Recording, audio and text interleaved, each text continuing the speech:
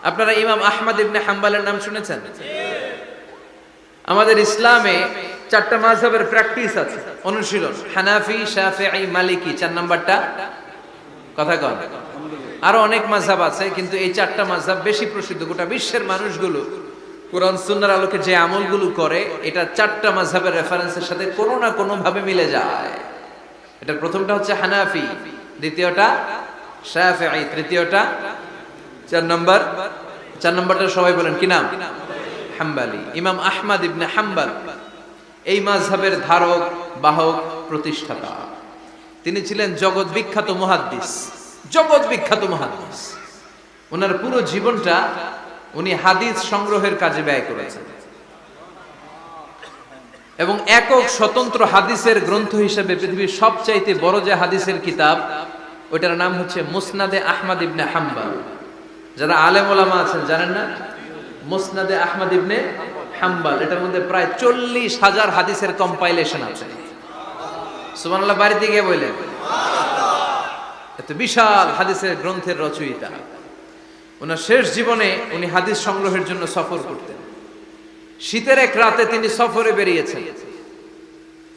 এক মসজিদে মাগরিব আর এশার সালাত পড়ে তিনি ভাবলেন ফজরের সালাতে এই মসজিদে পড়ে সকালবেলা বেরোবো, যেহেতু বাইরে শীত, কই আর যাব।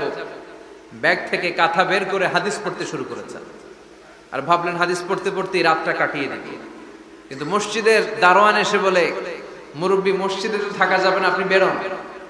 আহমদ ইবনে হাম্বল অনুনয় বিনয় করলেন যে তোর কাছে হাত জোর করে ক্ষমা চাই বাবা, এই শীতের রাতে আমারে বের করে দিস না, আমি রাতটা মসজিদে কাটাতে চাই। আমি ফজরের নামাজেরও মুসল্লি এই মসজিদে, আমি ফজর করে তারপরে যাব।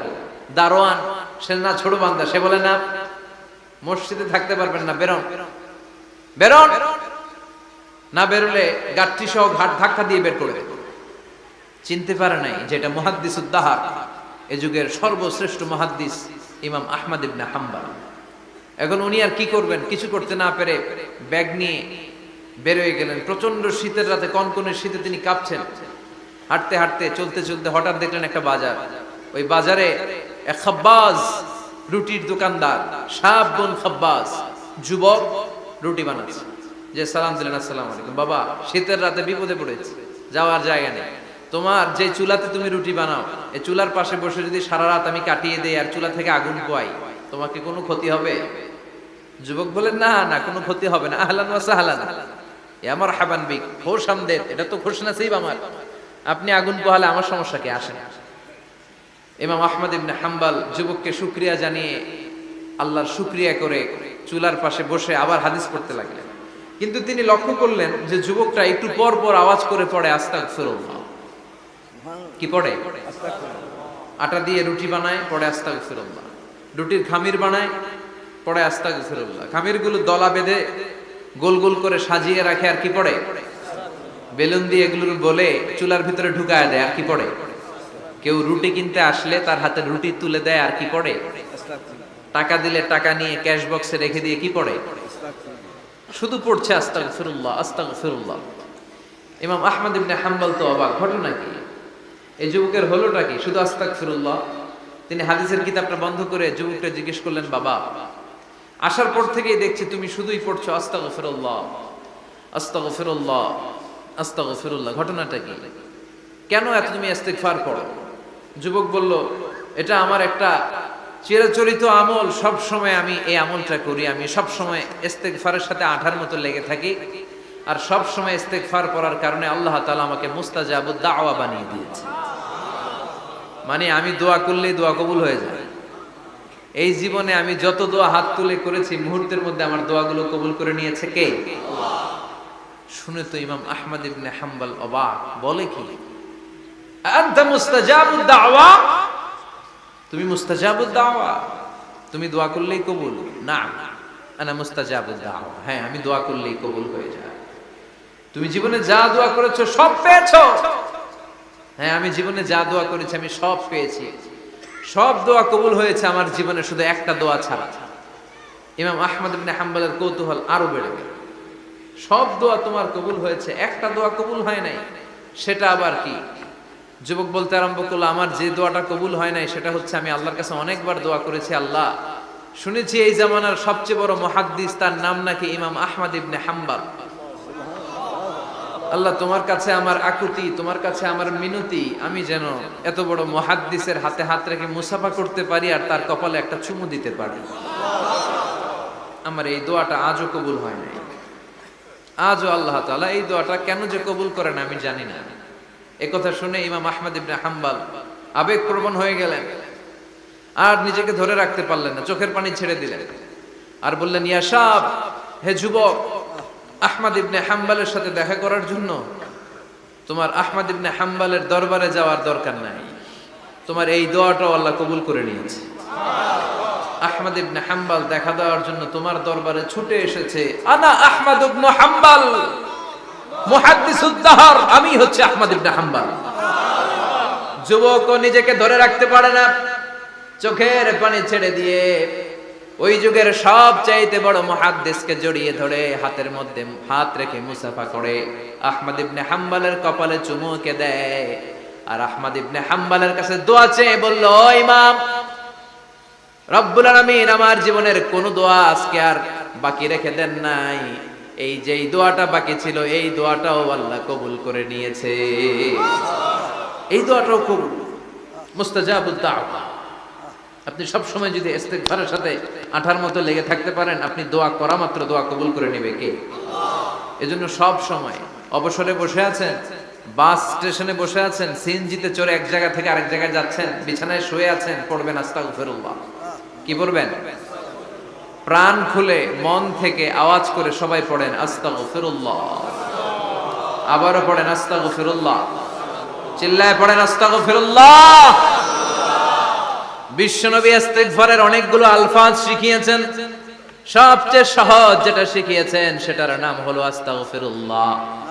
বিশ্বনবী জামাতে সালাত শেষে সালাম ফিরিয়ে আওয়াজ করে পড়তেন আল্লাহু আকবার, তারপরে 3 বার পড়তেন আস্তাগফিরুল্লাহ, আস্তাগফিরুল্লাহ, আস্তাগফিরুল্লাহ। পড়ার দরকার আছে না নাই? পড়তে রাজি আছেন তো? সালাম ফেরানোর পরে কি পড়বেন? নাকি দোয়া করার জন্য পাগল হয়ে যাবে? আল্লাহুম্মা আমিন ইয়া আরহামার রাহিমিন, আছে না নাই? পাগল হয়ে যায় দোয়া করার জন্য, কিন্তু তাসবিহগুলো পড়তে চায় না। বিশ্বনবী লম্বা তাসবিহ পড়তেন, সালাম ফেরানোর পরেই আস্তাগফিরুল্লাহ পড়তে রাজি আছেন?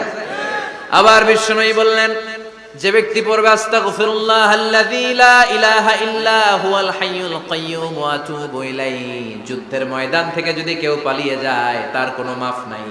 এটা অনেক বড় কবিরা গুনাহ, আত-তাওয়াল্লি মিন ইয়াউমিজ যাহফ, যুদ্ধের ময়দান থেকে পালালে ওর কোনো মাফ নাই। বিশ্বনবী বলেন, যুদ্ধের ময়দান থেকে পালিয়ে এসেছে কোন মুসলিম সৈনিক, সেও যদি এই আস্তাগফিরুল্লাহ আল্লাযী লা ইলাহা ইল্লা হুয়াল হাইয়ুল কাইয়্যুম ওয়া আতুবু ইলাইহি মন থেকে পড়ে, তার জীবনের গুনাহ আল্লাহ মাফ করে দিবে। আবার সাইয়েদনা আবু বকর, সহিহ বুখারীর বর্ণনা, বিশ্বনবীরে বললেন, ইয়া রাসূলুল্লাহ আল্লিমনি দুআআন আদউ বিহি ফি সালাতি, ও নবী আপনি আমারে এমন একটা দোয়া শিক্ষা দেন যেই দোয়াটা আমি নামাজের মধ্যে করব। বিশ্বনবী বললেন, তুমি নামাজের মধ্যে পড়ো, আল্লাহুম্মা ইন্নী যালামতু নাফসি যুলমান কাসীরা ওয়া লা ইয়াগফিরুয যুনুবা ইল্লা আনতা ফাগফিরলি মাগফিরাতাম মিন ইনদিকা ইন্নাকা আনতাল গফুরুর রহিম। সুবহানাল্লাহ। এটারে আমরা বলি দোয়ায়ে মাসুরা, এটাও একটা ইস্তেগফার। যেখানেই ক্ষমা চাওয়ার কথা আছে ওইটাই ইস্তেগফার, বুঝতে পেরেছেন? আল্লাহুম্মা ইন্নী যালামতু নাফসি, ও আল্লাহ অনেক জুলুম করেছি, যুলমান কাসীরা, জুলুমের শেষ নাই। ওয়ালা ইয়াগফিরুয যুনুবা ইল্লা আনতা, আপনি ছাড়া এই জুলুম আর পাপ ক্ষমা করার কেউ নাই। ফাগফিরলি মাগফিরাতাম মিন ইনদিক, নিজ গুণে আমার গুনাহ ক্ষমা করে দে। ওয়ালা ইয়াগফিরুয যুনুবা ইল্লা আনতা, আপনি ছাড়া গুনাহ ক্ষমা করার দ্বিতীয় কেউ নাই। আমাদের পাপ ক্ষমা করার আর কোনো সত্তা আছে? চিল্লায় বলেন আছে? আবার বিশ্বনবী বললেন, যত ইস্তেগফার আছে সব ইস্তেগফারের সেরা সর্বশ্রেষ্ঠ ইস্তেগফারের নাম সাইয়্যিদুল ইস্তেগফার। কি নাম? সহিহ বুখারীর বর্ণনা, শাদ্দাদ ইবনে আউস রাদিয়াল্লাহু তাআলা আনহু বর্ণনা করে বলেন, কেউ যদি দিনের বেলা একবার সাইয়্যিদুল ইস্তেগফার পড়ে, ওই দিন যদি লোকটার মৃত্যু হয়ে যায়, মুহূর্তের মধ্যে লোকটার জান্নাতি ঘোষণা দিয়ে দিবে কে? রাত্রি বেলা যদি কেউ সাইয়্যিদুল ইস্তেগফার একবার পড়ে, ওই রাতে ইন্তেকাল হলে তার জীবনের সব গুনাহ মাফ করে দিয়ে ওই লোকটারেও জান্নাতি করে দিবে কে? দিনে যদি সাইয়্যিদুল ইস্তেগফার একবার পড়েন, ওই দিনে ইন্তেকাল করলে আপনি জান্নাতি। রাতে যদি সাইয়্যিদুল ইস্তিগফার কেউ পড়েন, ওই রাতে ইন্তেকাল হলে আপনি জান্নাতি। এটা সহিহ বুখারীর বর্ণনা। সব ইস্তিগফারের রাজা, শ্রেষ্ঠ ইস্তিগফার মুখস্থ আছে না? কার কার মুখস্থ আছে হাত তুলেন। সাইয়্যিদুল ইস্তিগফার মুখস্থ আছে কার? মাশাআল্লাহ, তাবারাকাল্লাহ। এটা আপনাদের বাড়ির কাজ দিলাম। যাদের মুখস্থ নাই তারা গুগলে সার্চ করবেন সাইয়্যিদুল ইস্তিগফার, লেখা মাত্রই পেয়ে যাবেন। বইতে আছে, বিভিন্ন ইসলামিক দোয়ার বইতে আছে, গুগলে ইউটিউবে সার্চ দিলে পেয়ে যাবেন। এই সাইয়্যিদুল ইস্তিগফার প্রতিটা মুমিনের অন্তরে থাকার দরকার আছে না নাই? আল্লাহুম্মা আনতা রাব্বি লা ইলাহা ইল্লা আনতা খালাকতানি ওয়া আনা